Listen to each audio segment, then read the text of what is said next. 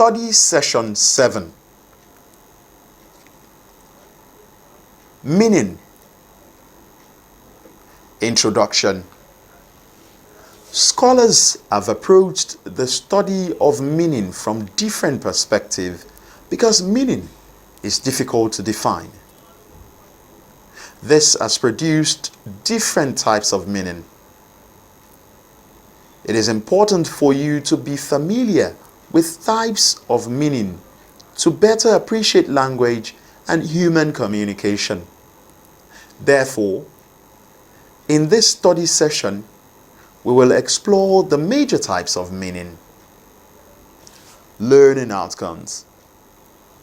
When you have studied this session, you should be able to 1. Classify expressions according to their meanings, and 2. Discuss at least 8 theories of meaning. Meaning types. A tip. There are different types of meaning. Meaning is usually dependent on context. Denotative or conceptual meaning. This is the plane of word. It is also the general meaning, literal meaning, or dictionary meaning of a word. Connotative meaning. This is the meaning people associate with a word. The culture and emotions of individual reflect in this meaning. What a word means to one person may be different from what it means to another person. Collocative meaning. Collocative meaning is the environment in which a word occurs influences its meaning. The kind of meaning a word or expression gets by virtue of its association with other words or expression in terms of collocative meaning. There are some words that naturally go together, such as high building, not high man, in terms of length. However, in figurative usage, there could be deliberate miscollocation to achieve some effect. Reflected meaning. This is the kind of meaning got when one sense of word rubs off on another sense. This may be a product of frequency or strength of association. According to Ogunshiji 2000, reflected meaning arises when one of the meanings of a word is directly associated with it, and the user of the language tend to forget other meanings of the word. An example is the association of the word ejaculation with only sexual intercourse, whereas it also means sudden shout. Affective meaning. This has to do with attitude to a word. Depending on the way an expression, particularly spoken form, is used, different meanings can be derived. Thematic meaning. This has to do with the organization of the message in terms of how it is ordered to show in the theme and the rhyme. The theme is the given, while the rhyme is the new meaning. Sentence meaning. This is the meaning a sentence can have on its own. This is also called prepositional meaning. There are different types of sentence based on meaning. You should not mix this with the types considered under syntax. Analytic sentence. This is a sentence that is necessarily true as a result of the senses of the component words in it. Analytic sentence can be broken down into its components. Examples: 1. All goats are animals. 2. All boys are humans. The meaning of each of the sentences above is amalgamation of the component words. Synthetic sentence. This is a sentence which may be either true or false, depending on the senses of the words. Examples: Ayoke is from Ikire. 2. The boy is nice. The first sentence may be true or false, as there is nothing in the senses of Ayoke and Ikire that makes the sentence necessarily true or false. Therefore, the truth or falsity of a synthetic sentence depends on the state of affairs. The same applies to the second sentence. Contradictory sentence. This is a sentence that is necessarily false owing to the senses of the component words. Example 1. That table is a man. Example 2. That tree is an animal. Utterance meaning. An utterance meaning is any stretch of talk by one person before and after which there is silence on the part of that person. It is not necessarily a sentence. It could be a word, a phrase, a simple sentence, or a complex sentence. The meaning of the entire utterance is known as utterance meaning. Contextual meaning. This is the meaning of a sentence or word when it is found in context. The linguistic context refers to the linguistic items before and after it. Conceptual meaning can also mean the occasion in which a particular utterance is used.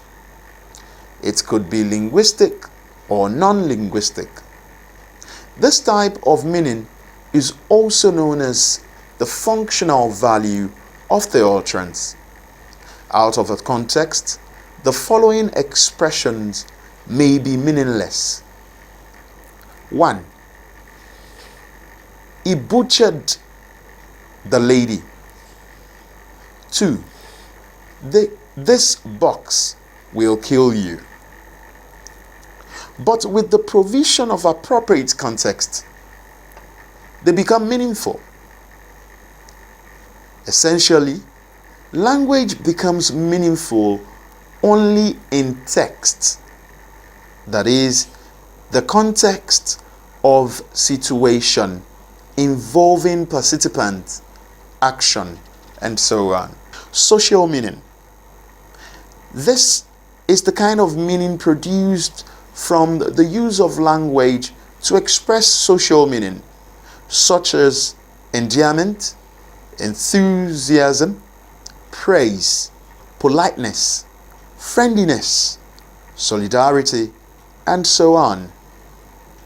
On the negative side, it includes the use of language for insult, criticism, irony, hostility.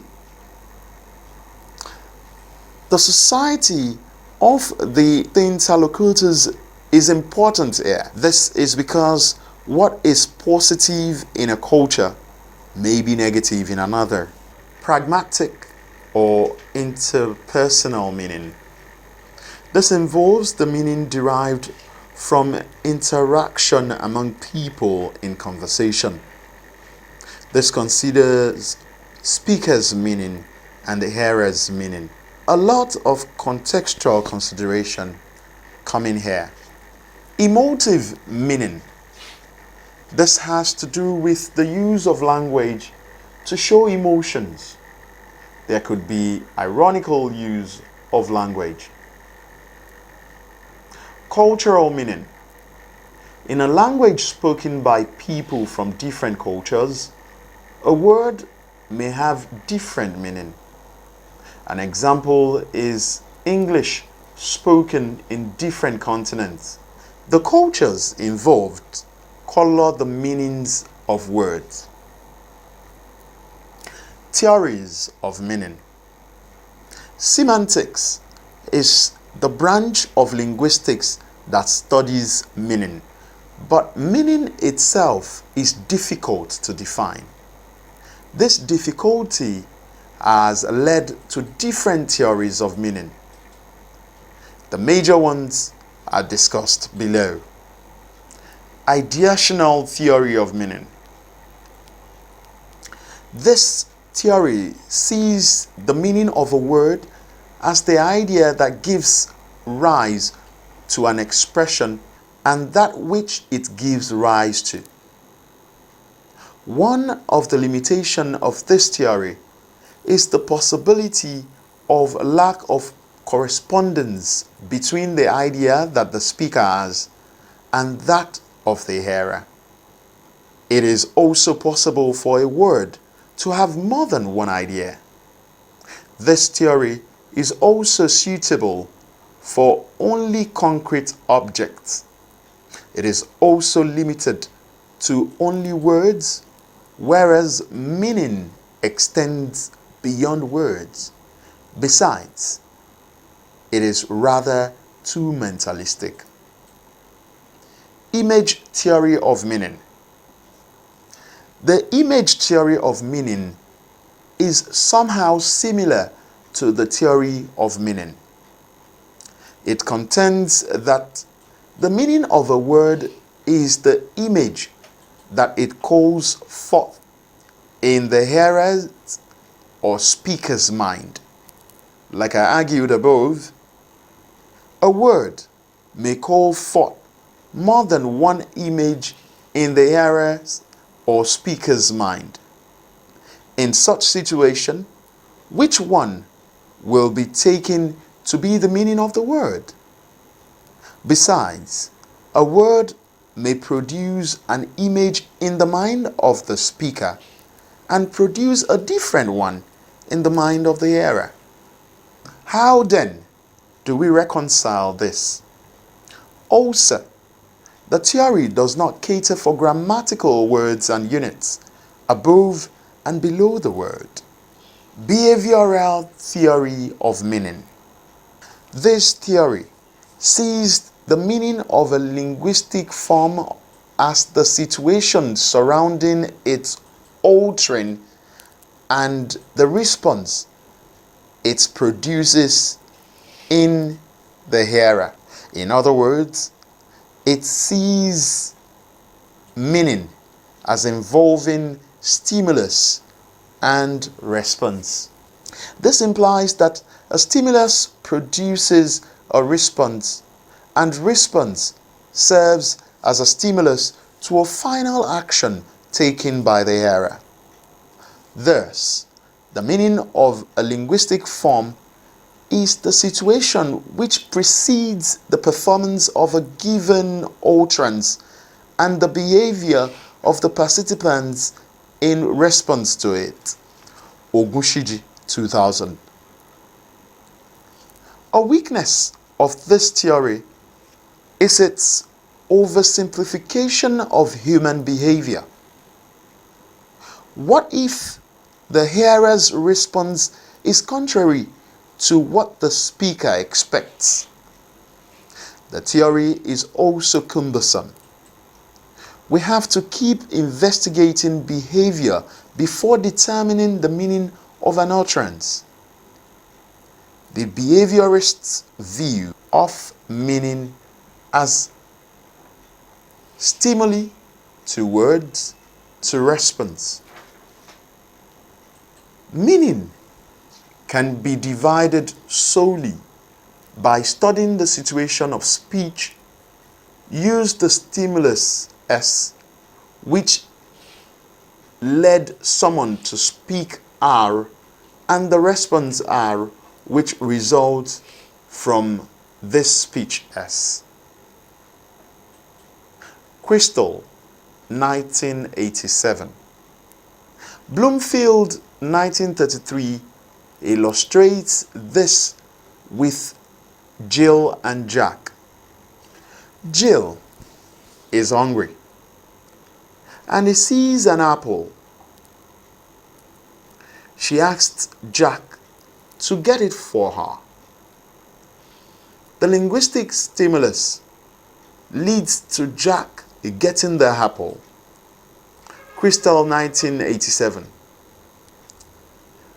There are some problems with this theory. Bloomfield's argument that one can tell what the meaning of R to S must be just by observing the event that accompanied it has some problems. For instance, there are some events like expression of feelings that are not clearly visible. There is also the problem of predictability of the person. Contextual theory of meaning. This theory claims that it is the context that determines the meaning of a word, as a word may mean different things in different contexts. There are linguistic and extra-linguistic contexts. All of this have to be considered before arriving at the meaning of an expression. But it should be stressed that there is a limit to which the grammar of a language can be extended to capture context. Ogunshiji, 2000. Signification or semiotic theory. Language is a semiotic science just like picture photograph. Oden and Richard, 1923, propose a semiotic triangle. The link between signifier and the signifier is arbitrary. It is not direct. It is negotiated by reference, as you can see below. Field theory of meaning. This theory focuses on the meaning of words and the organization of vocabulary. It claims that there is a mutual relation among words. Words belong to semantic or lexical relation field. This is linked with the concept of registrar. Examples: cooking, roast, fry, boil, heat, parboil. Government, local, state, federal, execution, legislature.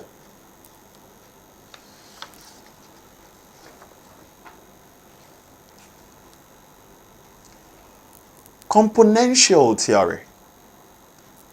This theory focuses on the semantic properties of words. It helps in knowing the words that collate plus stand for the feature which a word possesses, while stands for the feature it does not possess.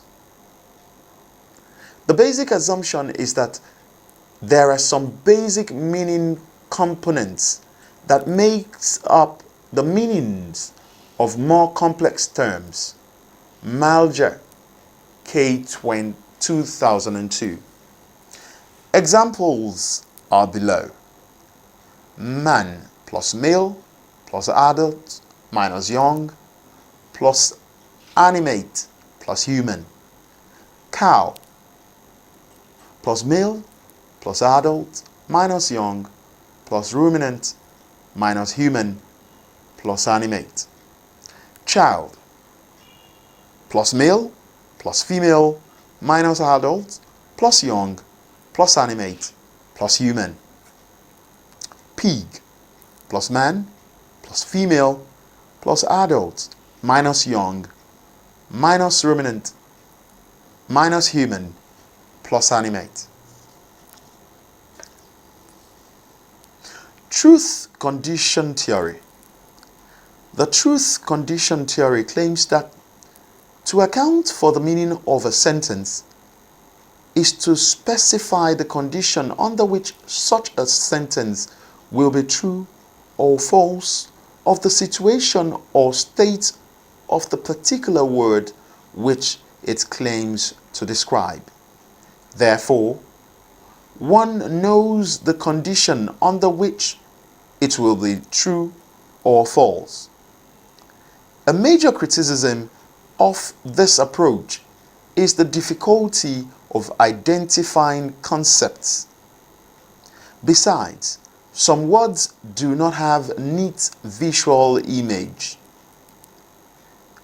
There could also be different images. Crystal, 1987. Study session summary.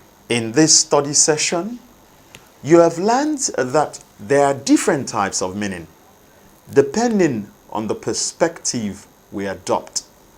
However, there could be some overlap. The context in which an expression is used will help you to determine the label you give to an expression. You also learned the different theories that have emerged in the study of meaning. That is the end of study session 7, meaning. Thanks for listening.